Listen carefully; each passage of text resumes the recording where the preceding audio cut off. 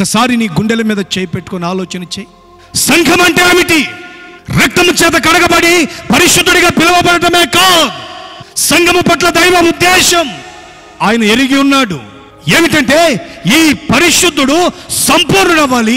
ఏ సంపూర్ణత కానీ మనం బైబిల్ చదివితే ఎఫెసీ పత్రిక అదే 4వ అధ్యాయం 11-12 వాక్యాల్లో ఏమని వ్రాయబడి ఉందో తెలుసునా?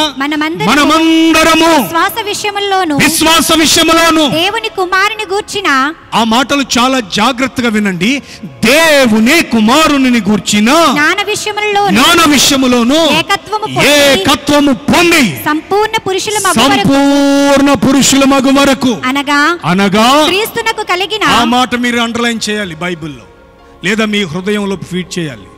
సంపూర్ణులు పరిశుద్ధులు ఎలాగవ్వాలంటే క్రీస్తు యేసునకు కలిగిన సమానమైన సంపూర్ణత గలవారమగు వరకు.